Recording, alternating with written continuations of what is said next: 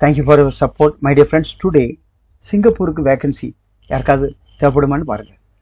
Okay, என்ன இங்கே warehouse worker சம்மந்தப்பட்டது. அதனால் சிங்கப்பூர் உங்களுக்கு தெரியும், சிங்கப்பூரில் மோஸ்ட்லி இந்த வேர்ஹவுஸ்லாம் இந்த டிஇபி டெம்பரரி எம்ப்ளாய்மெண்ட் பெர்மிட் 3 மாதம் ப்ளஸ் 1 மாதம் எக்ஸ்டெண்டபிள் அந்த இதில் தான் கொண்டு போவாங்க. ஓகே, ஆனால் வந்து அங்கே நிறையா எக்ஸ்டெண்ட் ஆகாது, நிறைய பேர் திரும்பி வராங்க, இல்லைனா இல்லீகலாக உட்காடுறாங்க, அப்படி தான். ஸோ இது வந்து வேர்ஹவுஸ்க்கு மட்டும் அங்கே helper, assistant, Baker, salesman. Okay, so இவ்வளவு இது 1900 சிங்கப்பூர் டாலர் டு 2600 இருக்குது அகாமடேஷன். அப்புறம் food air ticket provide by the company. Food air ticket company provide பண்ணுறேன்னா அவன் தருவான், இங்கே காசு வாங்கிக்கிறாங்க இல்லையா, அது கம்பெனி கணக்கில் கணக்கு காட்டுறதுக்காக 8 hours duty plus over time. Okay, வாரத்துக்கு ஆனால் 4 நாள் கம்பல்சரி லீவுன்னு சொல்கிறாங்க. ஆனால் வேர்ஹவுஸை பொறுத்த வரைக்கும் உங்களுக்கு 12 மணி நேரம் டியூட்டி வரும். 12 to 12 ஒரு ஷிஃப்ட்டு டு அடுத்த ஷிஃப்ட்டு, அதை கண்டினியூ பண்ணிகிட்டே இருப்பாங்க. ஓவர் டையோட சேர்த்து தான் இந்த சம்பளம். ஓகேவா, அதாவது 8 hours டியூட்டி தான் சேலரி, ஆனால் 12 மணி நேரம் கண்டினியூ ஆகும் பொழுது அதுக்குன்னு ஒரு அமௌண்ட் வச்சிருக்கலாம். நம்ம பொறுத்த வரைக்கும் ஒரு 2000 சிங்கப்பூர் டாலர் சம்பாதிச்சாலே 7,000 14 1.40 வரும்.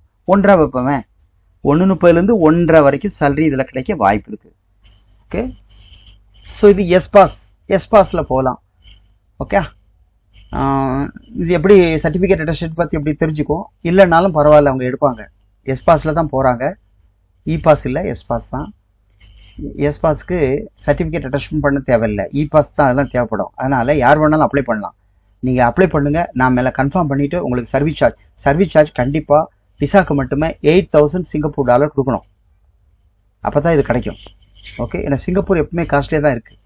ஊர்லெல்லாம் கிராமங்கள்லாம் 9,000க்கு மேலே காசு விசாக்கு வாங்குறாங்க. அப்புறம் டிக்கெட் போட்டு கமிஷன் ரொம்ப பெரிய அமௌண்ட் ஆகிடுது, 7 லட்சம் 8 லட்சம்.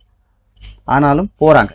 ஆனால் இதில் என்ன இருக்குது, அட்வான்ஸ் இல்லை, அதான் ஒரு ப்ளஸ் பாயிண்ட். சிங்கப்பூரை பொறுத்த வரைக்கும் நம்ம ஐபி ரிலீஸ் ஆகின பிறகு கன்ஃபார்ம் பண்ண பிறகு காசு கொடுத்தாலே போதும், அந்த மாதிரி இருக்குது. அட்வான்ஸ் இல்லாமல் செய்யலாம். ஓகே, சரி.